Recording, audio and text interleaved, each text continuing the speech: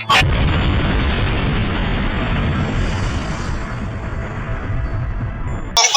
Prabowo saja ragu pada habaib. Nusron itu habaib. Assalamualaikum warahmatullahi wabarakatuh.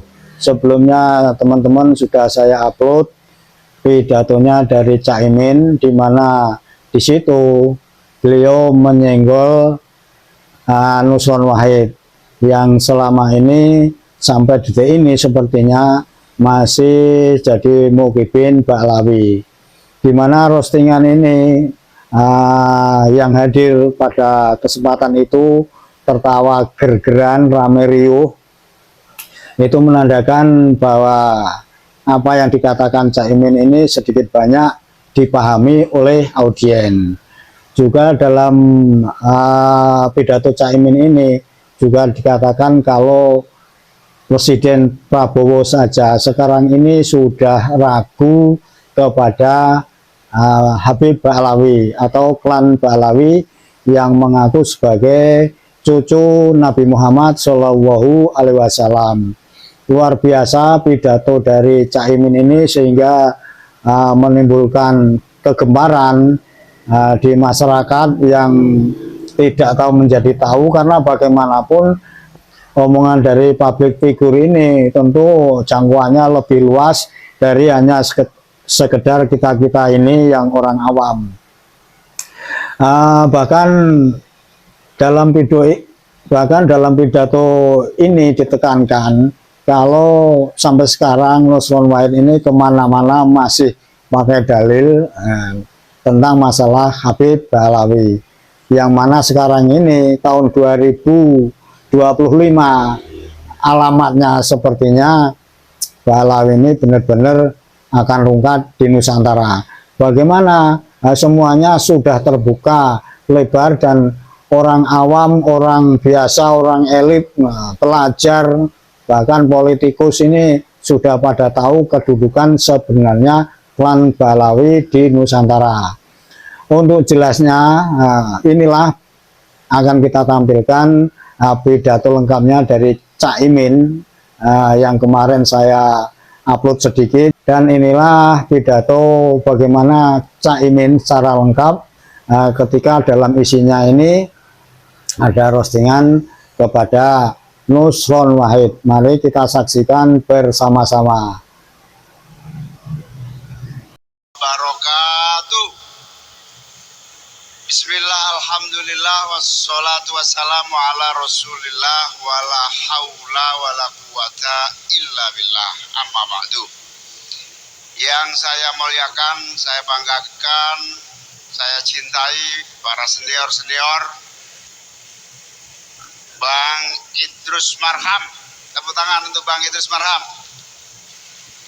Ketua Basnas, Profesor Dr. Nur Rahmat, Bang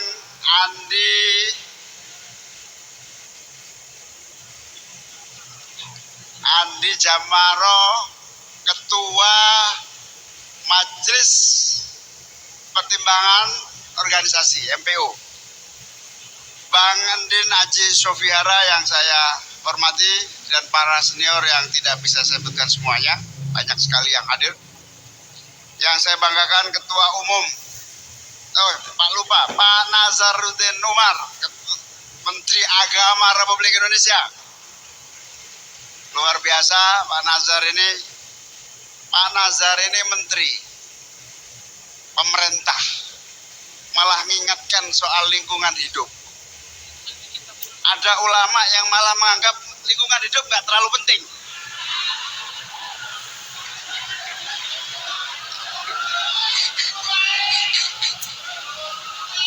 Ini tanda-tanda zaman apa tanda-tanda zaman? Yang pemerintah menganggap lingkungan hidup penting, yang ulama menganggap lingkungan hidup nggak penting. Wallahu a'lam bishawab. Yang saya cintai, saya banggakan Ketua Umum IKA PMII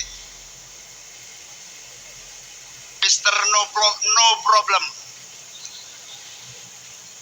Sahabat Fathan Subhi, saya punya seorang teman kaya raya, perusahaannya sudah beranak pinak, mendirikan partai. Saya bilang, ngapain? Pasti nggak lolos parliamentary threshold. Nggak mudah. Sebanyak duitmu, tapi kalau nggak ngerti teorinya, nggak akan bisa. Bener. Sekali pemilu gagal, 2 kali pemilu gagal, masih terus. Saya tanya sekali lagi, ngapain buang-buang duit? Ikut PKB aja, saya bilang. Ternyata dia jujur. Saya cuma pingin dipanggil ketum. Nah, namanya Fathan Subhi jadi ketua IKA PMI pingin dipanggil ketum. Ya maklum lah, untuk cita-cita sampai ketum PKB agak jauh gitu.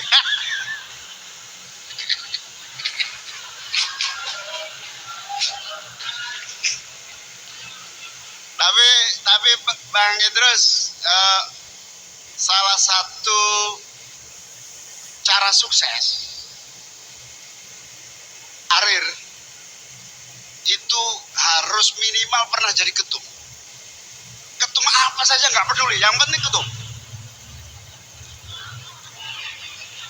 Marwan Jafar mana? Marwan Jafar itu bolak-balik mentok karena belum pernah ketum dia. Mana Marwan? Marwan, angkat tangan Marwan. Marwan ini sahabatnya Fathan, 24 jam kemana-mana sama Fathan. Tapi yang dapat ketum duluan tetap Fathan Subhi. Marwan Jafar di PMI kalah sama Nusron. Di Ansor kalah sama Nusron. Di PMI kalah sama siapa saya lupa. Ya sudahlah, yang penting ketua umum tepuk tangan untuk sahabat Fathan Subhi. Tapi satu hal, saya bilang sama sahabat Fathan, saya akan datang di raker dan pengukuhan kalau Pak Idrus Marham datang dan Pak Andi Jamaro datang.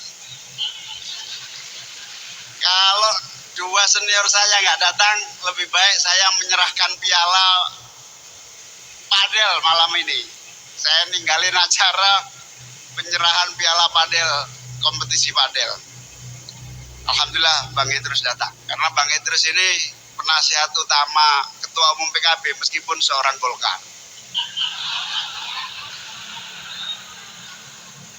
Bang Idrus itu ketika saya ke pojok seperti ada busur panah yang sudah hampir menusuk dada saya, Bang Idrus bilang, memang berat, tapi kuncinya cuma satu, barisan harus semakin kuat dan kokoh ke dalam. Wah, gitu. Itu saya tanya, ini teori Idrus Marham atau teori Golkar? Saya tanya gitu. Luar biasa, tepuk tangan untuk Bang Idrus Marham. Nah, kalau Bang Andi Jamaro, saya semangat datang kalau ada Bang Andi, karena saya nggak mungkin jadi Ketua Umum PBBMI tanpa Bang Andi Jamaro. Beliaulah yang mendorong dan membimbing sehingga saya bisa mengalahkan Effendi Khairi sampai hari ini.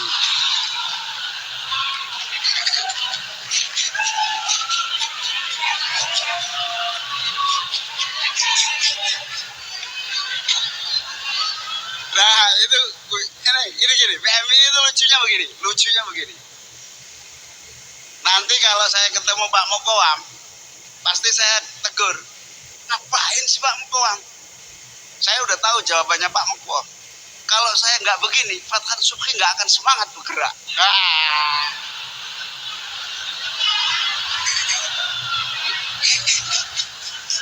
Jadi jangan sampai Yahya Khalil ngomong begitu juga ya.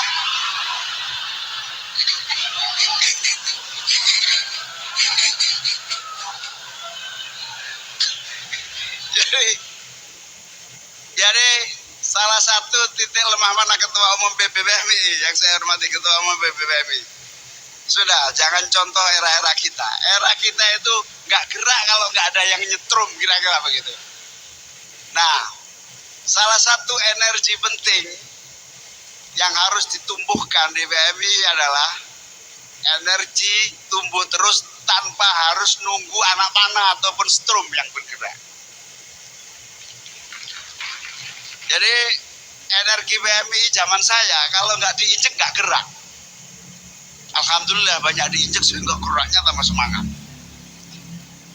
Sahabat-sahabat sekalian, sahabat sekjen Purnomo Sidi, saya mengira dulu masuk Golkar paling satu periode terlempar gitu kan gitu.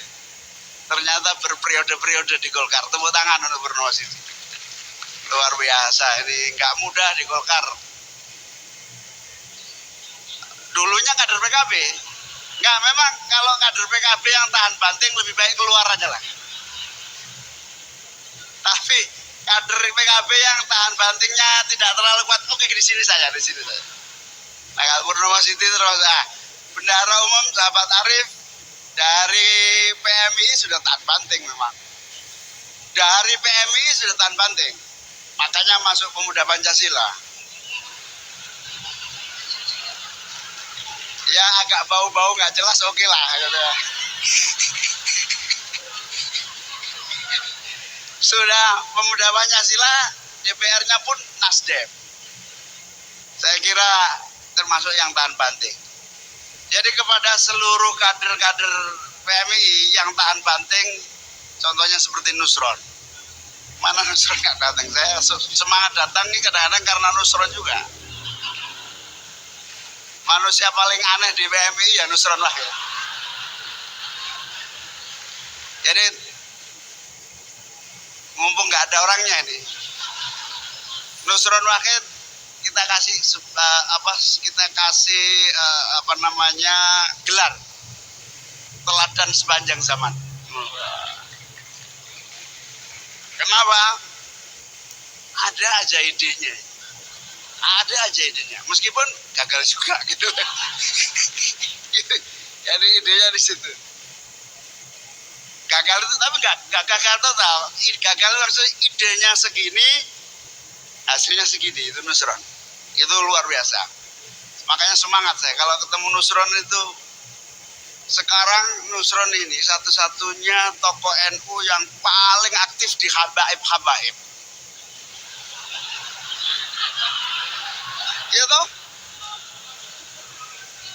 Pak Prabowo saja ragu pada habaib. Nusron itu habaib. Itu luar biasa. Satu-satunya Nusron. Terus kiai-kiai itu sudah nggak begitu banyak dalil. Nusron dalil terus sekarang. Kalau sudah Nusron dalil, nah kita tunggu apa yang akan terjadi.